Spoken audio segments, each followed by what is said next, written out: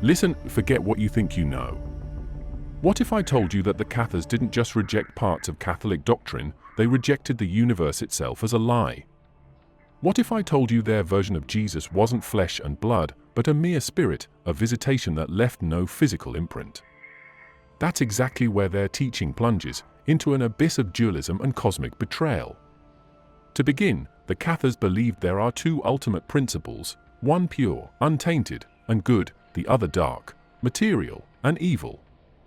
The material universe you see, touch, taste, hear, that's not God's masterpiece.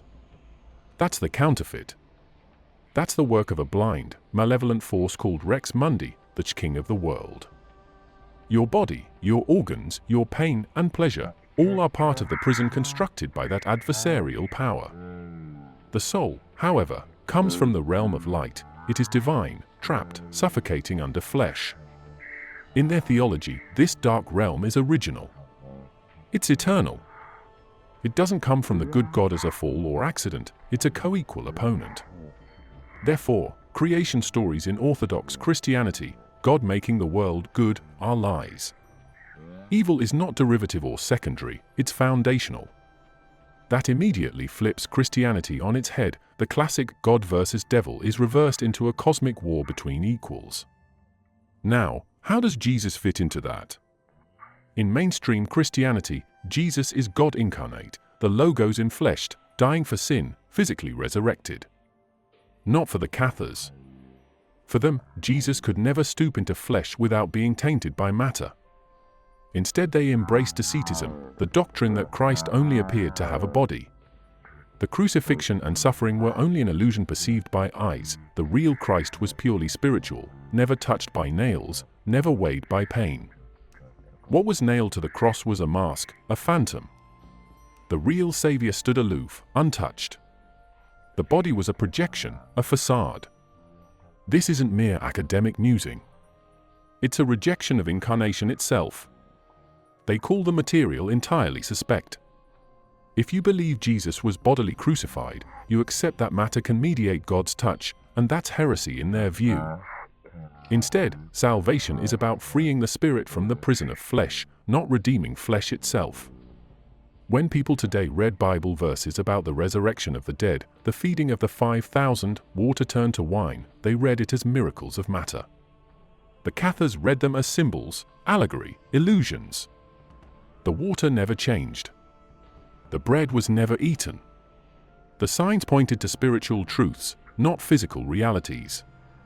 Here's the visceral bomb. In their view, when you accept baptism, take communion, confess sins, you are buying into the lie that matter matters. You're reinforcing the prison.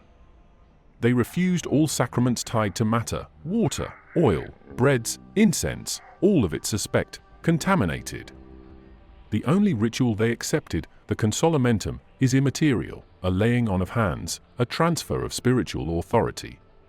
You might ask, how did they justify that the Gospels talk about flesh and blood? Their response, those texts are corrupt, interpolated, allegorical. The fleshed passages are later ecclesial accretion superimposed over the spiritual core. They spun layers of redaction, that the early church hid the truth beneath a corporeal shell. They claimed to preserve the secret gospel, the hidden, pure version beneath the rubble of orthodoxy. Let me be blunt, they saw Orthodox Christianity as a cover-up, a smokescreen for priests to lord over bodies while claiming spiritual authority.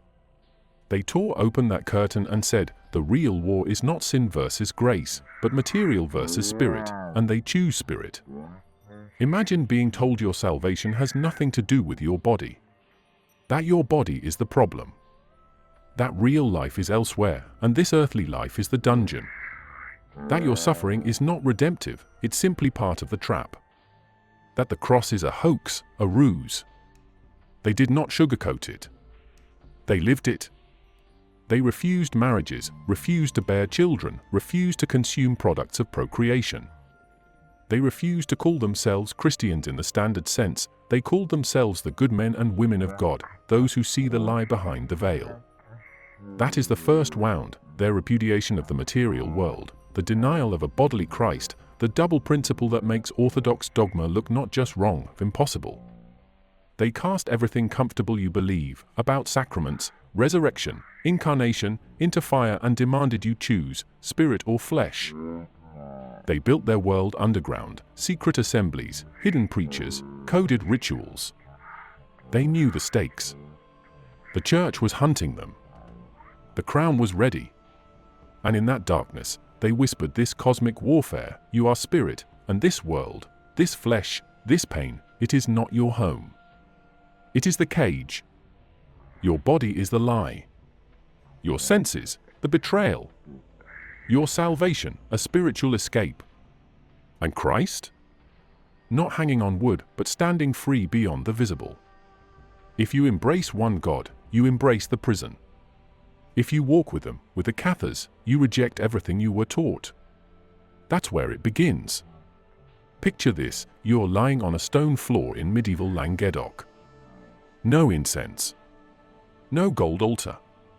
No priest with Latin chants. Just silence. A hand touches your forehead, warm, trembling, human. That's not baptism water. That's consolamentum. The only ritual the Cathars recognized. No holy water, no Eucharist, no confessional booth. Just one act, a transfer of spirit through hands, breath, and prayer. You either get it, or you don't. The Cathars stripped religion down to its bones and burned everything ornamental. They looked at Rome's sacraments, baptism by water, communion with bread and wine, anointing with oil, and laughed. Water? You think spirit travels through plumbing, they said. You think salvation tastes like stale bread and cheap wine. Their logic was brutal but consistent: matter is corruption, so nothing made of matter can carry divine grace. They didn't reform Christianity. They detonated it. Let's get specific. The consolamentum wasn't a ceremony, it was a jailbreak. The perfecti, the spiritually clean, would lay their hands on the candidate's head, recite the Pater Noster, and breathe the Spirit directly into them. No icons. No relics. No altars. It was an invisible exchange, a direct upload from divine source to human receiver. That's it. No payment. No intermediary. And because it was one time only, it had to count. Screw it up, and you might stay stuck in the cycle of flesh forever. The church hated this. Because the consolamentum did what the entire medieval religious machine was designed to prevent: it cut the middlemen out. No priests. No sacraments. No property. No taxes. No guilt payments. Just one dangerous idea: that holiness doesn't require an institution. The perfecti were the walking proof. They lived ascetically: no meat, no sex, no lies, no killing. They didn't even swear oaths, because oath-taking meant acknowledging worldly power. They were walking contradictions: saints without churches, apostles without altars. And that scared the hell out of Rome. You can trace their theology through one core obsession: purity through non-material means. They saw physical baptism as a parody, a Roman marketing trick designed to keep souls tethered to matter. They saw the Eucharist, that moment of bread and wine, as spiritual cannibalism. You eat your God, they asked, and call us heretics. But here's where it gets darker. Because they only had one ritual, the stakes were immense. The consolamentum wasn't handed out casually. You had to prove you were ready, mentally, spiritually, existentially. Some waited until they were dying. Because once you took it, you were expected to live as a perfectus. And if you fell, there was no redo. You either stayed pure, or you died trying. That's why you'll find accounts of the sick or dying Cathars requesting the consolamentum as their final act, a last-minute firewall against re-entry into the flesh cycle. There's even evidence that, after receiving it, some chose endura, a deliberate fast to death, to ensure their soul didn't backslide. That's not melodrama, that's theology in action. A belief system so absolute that starvation became sacrament. To the Inquisitors, this was madness. To the Cathars, it was liberation. They believed every new birth was another prison sentence, so ending the body was not suicide, it was escape. Rome called it heresy, they called it graduation. Now imagine a medieval peasant seeing both systems side by side. On one side, a golden church promising salvation through a chain of rituals, priests, and payments. On the other, barefoot men and women in grey robes, reciting the Lord's Prayer in your own language, telling you that the creator of this world is a fraud and that you can talk to the real God directly. No tithe, no guilt, no Latin. Just you and the divine. Tell me which message spreads faster. That's why the Cathars grew like wildfire. It wasn't because they were philosophers. It was because they were consistent. They didn't hide behind allegory. They said it plainly, this world is filth, your body is a cage, and the church is its warden. Want out? Take the consolamentum. Even their opponents admitted the effect was electric. Reports describe whole villages revering the perfecti like living saints. People would kneel when they passed, not out of fear, but out of awe. They had no possessions, no homes, no salaries, yet carried themselves with total authority. In an age when bishops lived like kings, that kind of poverty was a weapon. It's easy to underestimate what a threat that was. Because the Cathar system didn't just challenge theology, it undercut the church's economy. Every water baptism, every Eucharist, every confession meant labor, land, coin, and loyalty. Rome's empire was built on the assumption that grace was a commodity dispensed through the church. The Cathars pulled the plug on that supply chain. Their ritual wasn't just heresy. It was spiritual socialism. Everyone had direct access to God. Everyone could, in theory, become a perfectus. No need for bishops, relics, indulgences, or pilgrimages. In a feudal world where even salvation had a price tag, the Cathars said, grace is free, but it'll cost you everything you think is real. That line between the credentes, believers, and perfecti, purified, wasn't hierarchical, it was existential. The believers supported the perfecti, feeding them, hiding them, learning from them, preparing for their own turn. When inquisitors interrogated peasants, they found something terrifying: these people weren't ignorant. They could articulate theology better than many priests. They quoted scripture in Occitan, not Latin, and argued like lawyers. That's what made the Cathar network unstoppable for nearly a century. It wasn't a cult. It was a parallel church, decentralized, disciplined, and immune to bribery. Their clergy had no property to confiscate. Their faith had no buildings to burn. Their ritual had no relic to desecrate. Try stamping that out. Of course, the church tried anyway. Papal legates wrote furious reports, these heretics baptize only in the Spirit and reject the sacraments. That one sentence sealed their fate. Because if you reject the sacraments, you reject the system. If you reject the system, you reject Rome. And if you reject Rome, you're fair game for annihilation. Think about that irony: a group preaching peace, poverty, and purity ended up provoking one of the bloodiest crusades in medieval history. Not because they attacked anyone, but because they refused to kneel. You can almost hear the sarcasm dripping from church councils. They say water cannot cleanse sin. They say bread cannot become Christ. They lay hands and call it holy. Yes, that's exactly what they said. And they died for it. The consolamentum was their rebellion encoded as ritual, a one-finger salute to the entire machinery of medieval power. It said, we don't need your intermediaries. We'll take the light straight from the source. Every element of it mocked the church's hierarchy.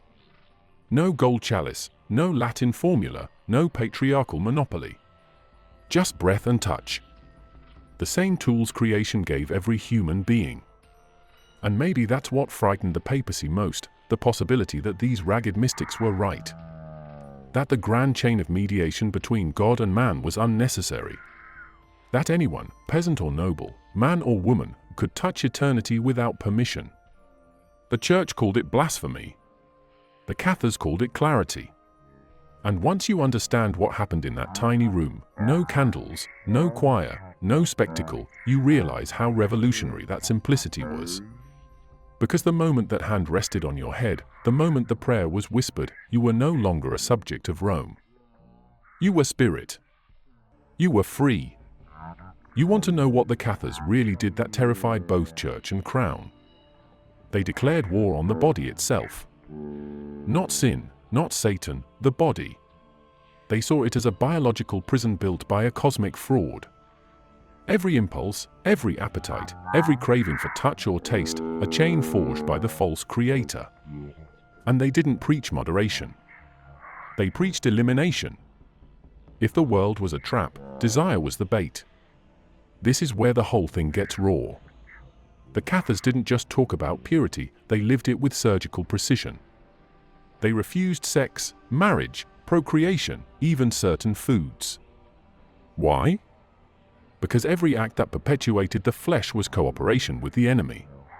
Having children wasn't a blessing, it was multiplying the prison guards. Bringing a soul into a body meant locking it in the dungeon again. The church said, be fruitful and multiply. The Cathars said, that's exactly what the dark god wants.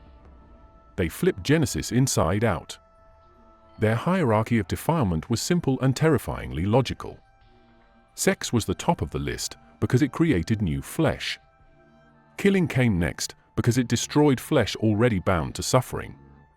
Eating animals or any reproductive product came after: meat, eggs, cheese, even milk, because these were byproducts of the same biological machinery they called cursed. The perfecti lived almost vegan, centuries before the word existed, but it wasn't about ethics.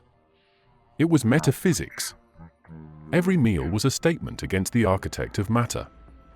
When they sat to eat, they prayed that the divine spark within the food, the trapped fragment of light, would ascend after consumption.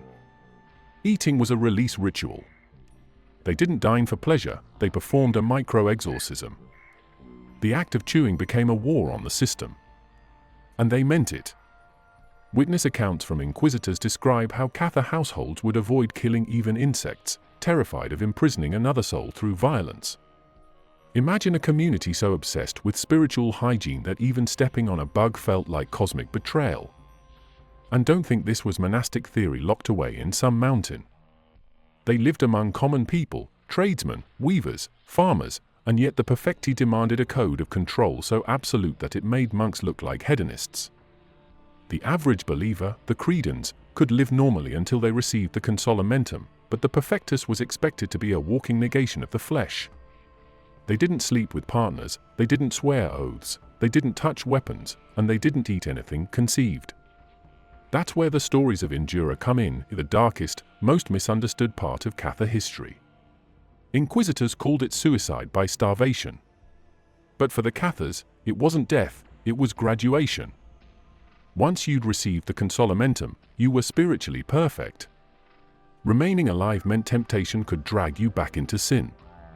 So some chose to stop eating, stop drinking, stop participating in the lie of matter, and let the spirit ascend.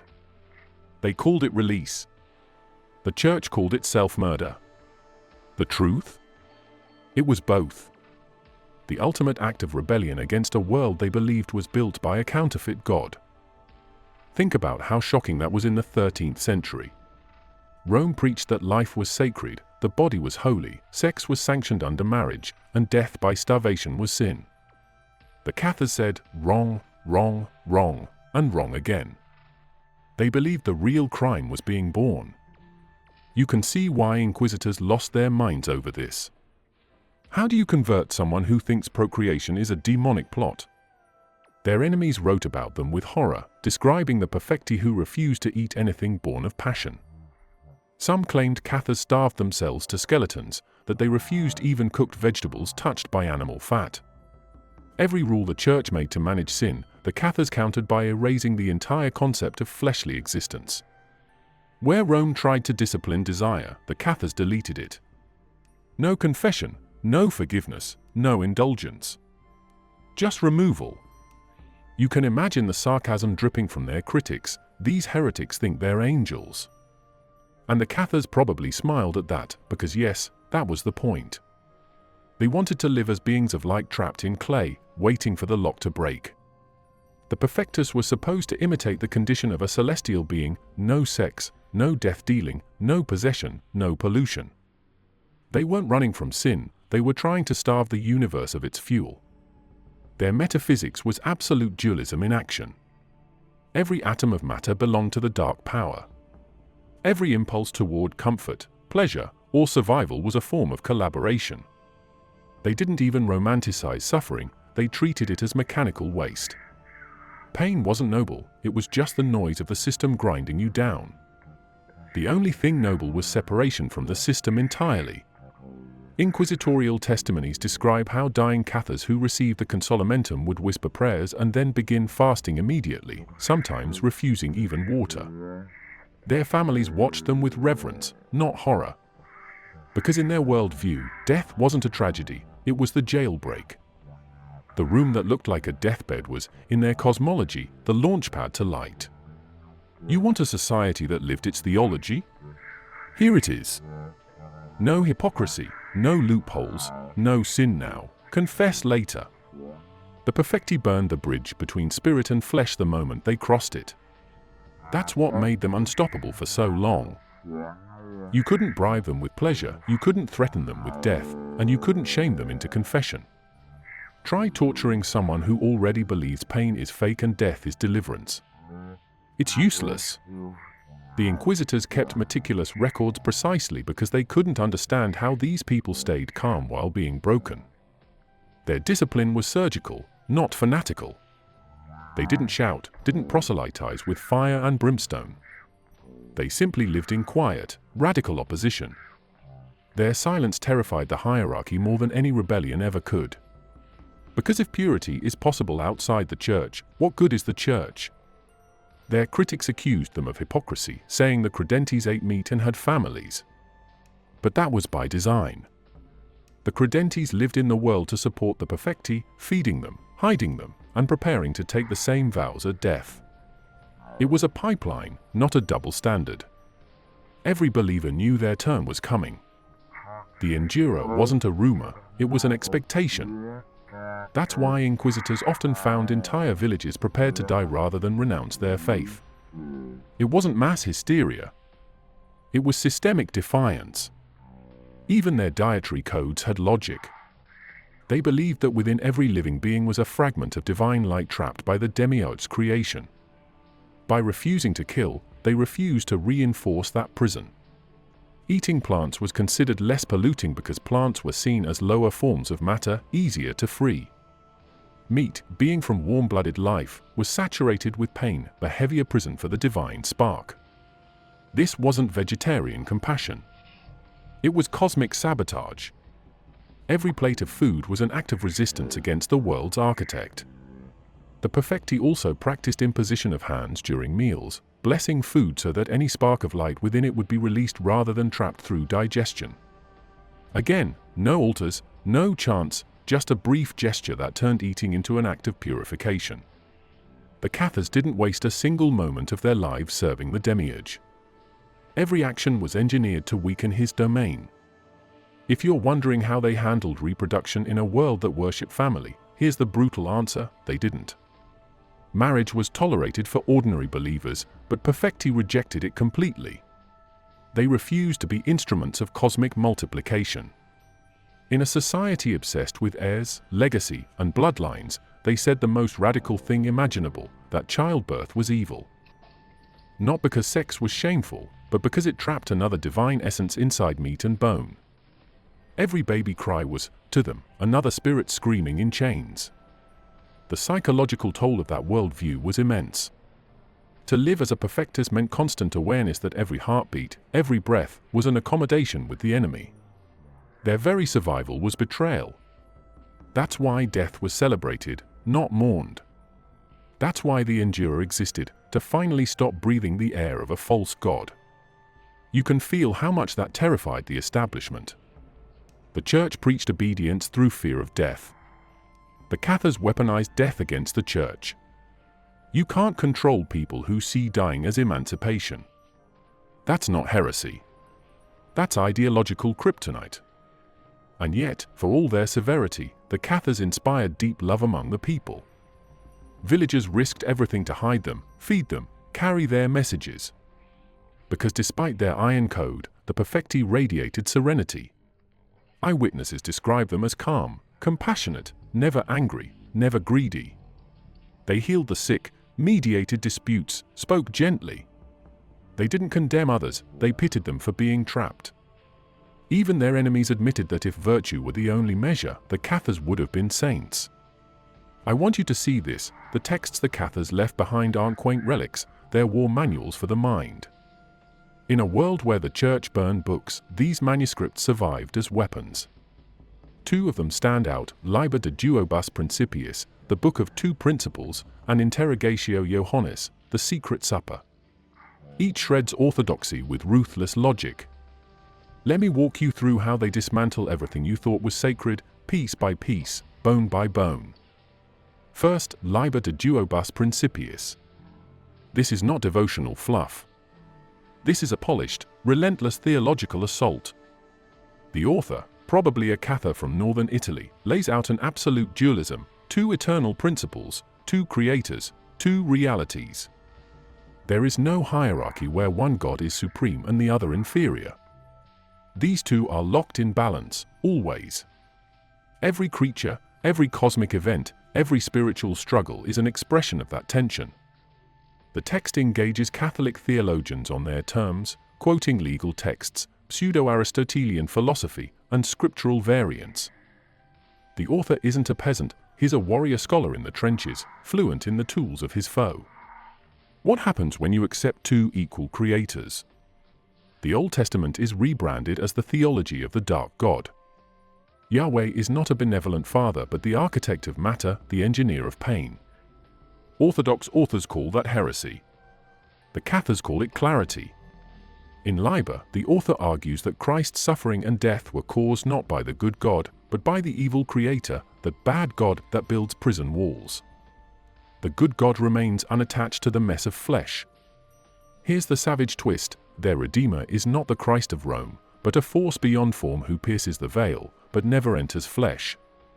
Liber criticizes free will too. The pure cannot sin without violating the laws of their origin, yet the fleshbound are manipulated by the dark architect. In short, the text redefines sin, power, and redemption all at once. Then there's Interrogatio Johannis. This is a midnight conversation between John and Jesus at a secret supper. It starts as familiar gospel territory but becomes unsettling quickly.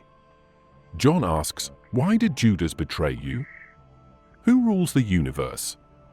Jesus answers with alternate creation accounts, angel rebellions, the rise of Satan, the crafting of the material world, the seduction of Eve, and the imprisonment of divine sparks in flesh. According to this secret gospel, Satan, once an angel of light, turned traitor, descended, recruited others, and forged matter to trap divine beings.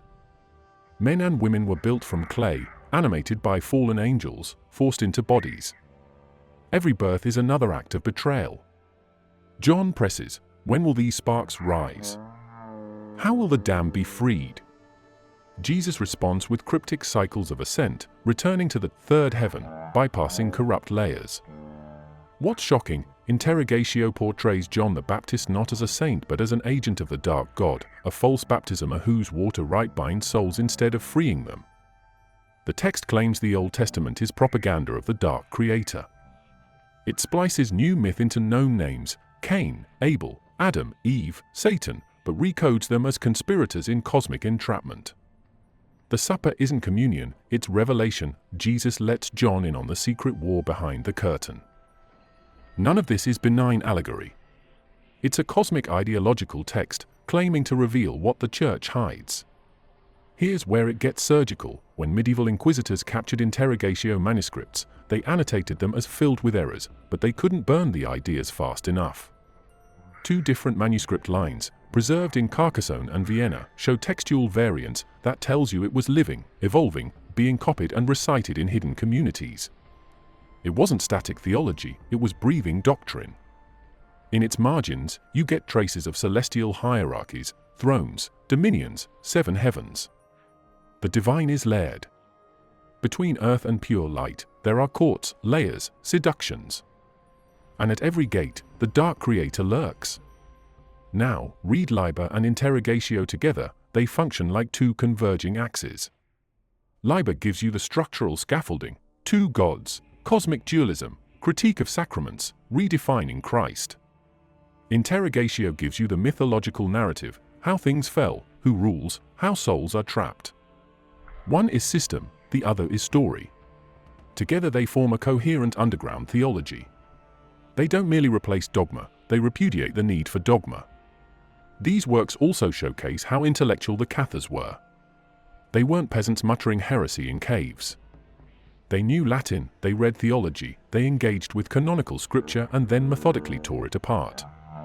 In Liber, you find quotes from Liber de Causis, pseudo-Aristotelian sources. The author uses church logic against itself. These texts were dangerous because they spoke in the language of authority while undermining authority. If you believe the church suppressed all heretical texts, think again. These survived because they were powerful.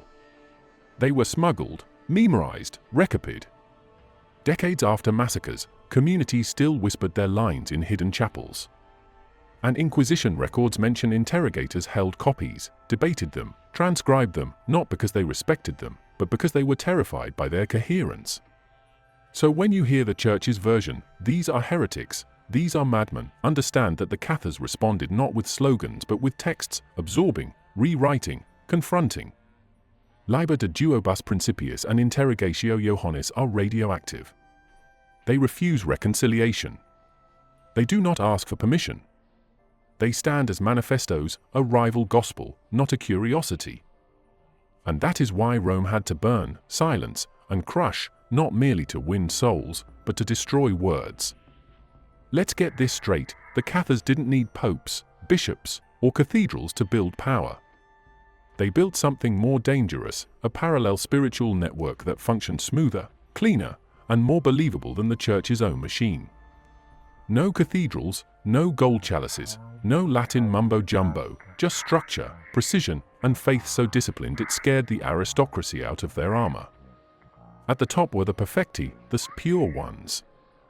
They were the walking embodiment of their theology, lean, sharp, detached from the world. They didn't just preach purity, they performed it.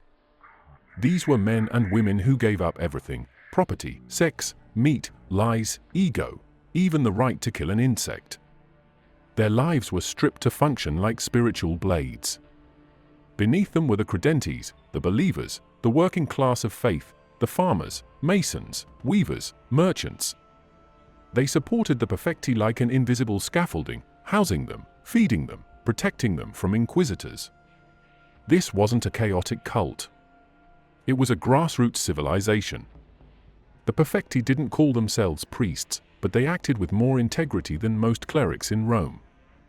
No fancy robes, no payments, no privileges. When they entered a village, people didn't kiss their rings, they wept.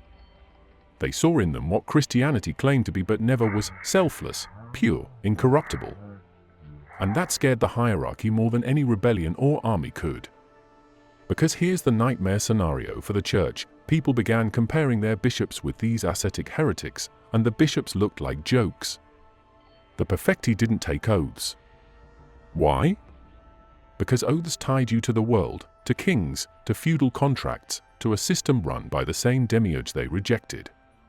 They didn't touch weapons because violence was the ultimate act of collaboration with the material god. They lived itinerant lives, moving from one safe house to another, whispering sermons in backrooms, barns, and mountain caves. They risked their lives daily, but they never begged for mercy. When captured, they refused to recant. To the church, that looked like arrogance. To the people, it looked like holiness.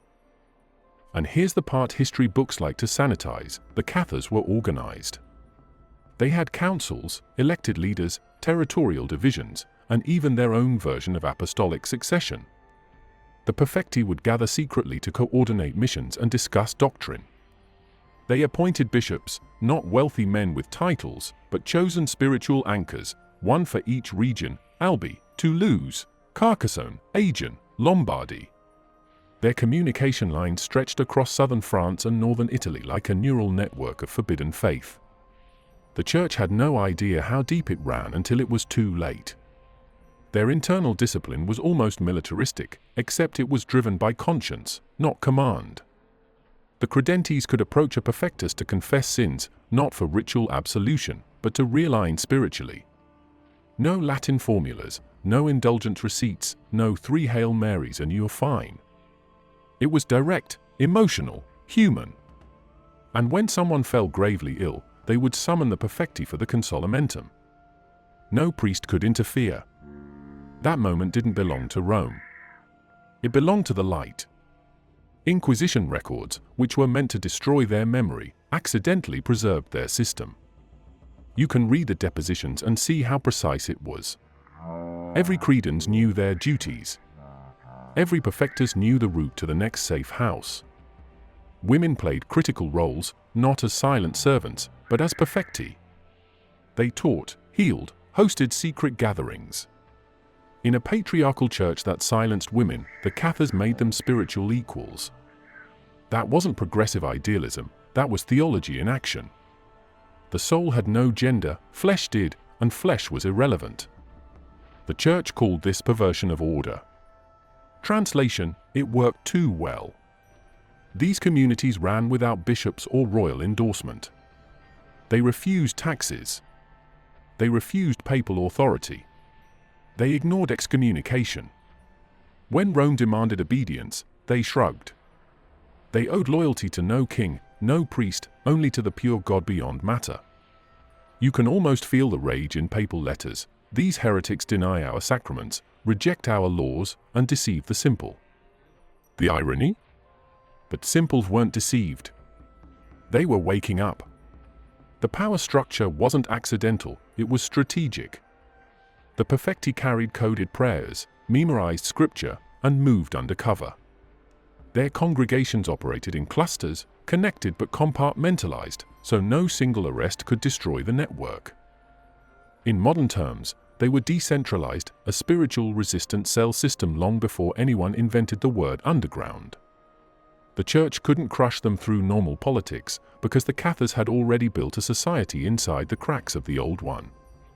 When inquisitors interrogated peasants, they were stunned at the theological fluency they heard. Common women quoting the Gospel of John in Occitan, merchants explaining the cosmology of light and darkness like trained philosophers. You don't get that from superstition, you get that from systematic teaching. The church dismissed them as Satan's dupes, but privately, inquisitors admitted their devotion was frighteningly pure. Imagine being a Dominican friar, trying to lecture a farmer about sin, and the farmer calmly explains dualist cosmology back to you, better than your professors ever did. That's what happened. This wasn't rebellion from ignorance, it was rebellion from knowledge. The Cathars used Rome's own scriptures, stripped of allegory, turned against it. They read the Sermon on the Mount and said, okay, love your enemies, reject violence, avoid wealth. Guess what? We're the only ones actually doing that. The accusation that they were anti-Christian collapsed the moment anyone met them. The real threat wasn't their doctrine. It was their example. When the crusade began, many villages chose to defend their perfecti rather than surrender them. These weren't random mystics, they were the moral center of their communities. Their authority wasn't imposed, it was earned through suffering and consistency. They didn't preach apocalypse. They didn't promise wealth. They offered one thing: coherence. Their lives matched their words, and that, in medieval Europe, was a revolution. When the church finally decided to crush the Cathars, they didn't debate them. They burned them. The stage was southern France, Occitania, one of the most cultured, literate, and independent regions in medieval Europe. The Cathars weren't hiding in caves by then. They were everywhere: nobles, merchants, mothers, even knights secretly carrying dualist convictions under their armor. Rome saw a cancer spreading, a rival system that didn't need its priests, taxes, or heaven. And in 1209, the Pope launched something Europe had never seen before, a crusade, not to the Holy Land, but against fellow Christians. The Albigensian Crusade wasn't a war of theology. It was a political cleansing dressed up as holy war. When papal armies marched into the south, they carried the same banners used in Jerusalem. Except this time, the infidels spoke their own language. Béziers was the first to fall. The town refused to hand over its Cathar citizens, so the Crusaders broke the gates and slaughtered everyone. Men, women, children, Catholics, heretics, it didn't matter. The legate Arnaud Amalric allegedly said, "Kill them all. God will know his own." Whether he said it or not, the massacre was real. Between 10 and 20,000 people died in one day. The smoke from Béziers turned the sun red. From that point on, the message was clear: mercy was not an option. Carcassonne surrendered after days of siege. Its inhabitants were expelled into the fields, stripped of their clothes. Toulouse, once a center of Cathar tolerance, became the next target. Cities fell, not because they lost militarily, but because the Crusaders turned the south into a landscape of starvation and fear. Villages were burned for sheltering heretics. Fields were salted. Families were erased. The idea was to make sympathy itself punishable. The church called it purification. The locals called it annihilation. The war dragged for decades. Crusader generals like Simon de Montfort rose to power through brutality. He treated every dissenting town like a personal trophy, hanging men from trees, burning women alive, and confiscating land for the northern lords loyal to Rome. The Cathar belief that flesh was evil suddenly looked prophetic, because now the body had literally become a liability. You could be killed for feeding the wrong traveler, for praying in Occitan, or for refusing to swear an oath. The Inquisition followed close behind the Crusaders. It wasn't a medieval rumor, it was an institution built specifically to hunt Cathars. The Dominicans became its soldiers of doctrine. They interrogated everyone: farmers, midwives, children, demanding names, tracing family trees of belief. And they wrote everything down. Those records still exist, and they're chilling. You can read the exact questions. Did you ever hear that the world was not made by God? Did you ever eat with a perfectus? Did you ever believe that Jesus did not suffer? Every yes meant imprisonment, torture, or the stake. By the mid-1200s, the Cathars were cornered. Their last strongholds were mountain fortresses like Montségur, a citadel balanced on a limestone peak, almost unreachable. It became the symbol of resistance, their Jerusalem. For 10 months in 1243 and 1244, it was besieged by thousands of soldiers. Inside, a few hundred defenders, Cathars and their sympathizers, held out, refusing to surrender or renounce their faith. In March 1244, the walls finally fell. The defenders didn't fight to the death. They walked out voluntarily. Over 200 of them, men and women, descended the hill together, singing hymns, and were burned alive in a single fire. The site is still called Le Camp dels Cremats, the field of the burned. Montségur wasn't just the end of a rebellion, it was the execution of an idea. Rome had achieved what it wanted, to erase the dualist virus from Europe. But even then, rumors persisted. Survivors claimed some perfecti escaped through tunnels beneath the mountain carrying sacred texts, possibly even treasures, relics, or documents the church had tried to destroy. Over time, Montségur turned into a magnet for legends, everything from the Holy Grail to secret bloodlines. But behind all the myth, the truth remains brutal. This was genocide against a belief system that refused to bend. After Montségur, the Inquisition mopped up the remnants. The last known Cathar perfectus, Guillaume Bellebaste, was captured and executed in 1321, almost 80 years later. That's how long the idea survived underground. Think about that. An outlawed faith, with no temples, no army, no central leader, still existing in whispers for nearly a century after the official end. That's not just belief, that's defiance written into DNA. The Inquisition didn't just kill bodies, it rewired history. They turned the Cathars into a cautionary tale, proof that rebellion leads to damnation. The archives labeled them Manichaeans, lumping them with an ancient Persian heresy to make them sound foreign, alien, UN Christian. Even their name, Cathar, probably wasn't what they called themselves. It was a label pinned by enemies, meaning the pure, half admiration, half insult. For centuries, the church kept it that way. These people were to be remembered only as a warning. but the records betray the fear behind the propaganda. Inquisitors wrote long, anxious reports about how ordinary villagers admired the perfecti, how even after the massacres people still whispered Cathar prayers at night. They feared the doctrine would rise again. It wasn't just heresy they were fighting, it was memory. Every burned body was supposed to erase another sentence, another prayer, another spark of defiance. And let's be honest, this wasn't about God. It was about control. The south of France was wealthy, literate, independent, and culturally advanced. Crushing the Cathars also meant breaking the region's autonomy. It allowed northern France and the papacy to seize lands, rewrite laws, and consolidate power. Religion was the excuse, empire was the reward. That's why the crusade never stopped at heretics, it devoured anyone who stood in the way. The massacre at Béziers, the siege of Carcassonne, the fire of Montségur, these weren't isolated tragedies. They were the blueprint for every later Inquisition, every sanctioned purge that followed. Once you label someone against God, you can justify anything. And the Cathars were the first full-scale victims of that machinery. The South never fully recovered. Languages changed, lords vanished, manuscripts disappeared. But their shadow didn't die. You can still find their mark in the ruins, in the place names, in the echoes of Occitan songs that survived centuries of silence. For all the Church's success in rewriting history, the Cathars left a scar too deep to erase. That's the story, the crusade that turned Europe inward, the purge that birthed the Inquisition, the fire that silenced a rival vision of Christianity. No myths, no metaphors, just raw history soaked in blood and ash. Thank you for watching until the end. Your time matters, and so does the truth buried beneath centuries of censorship. I appreciate you being here, truly.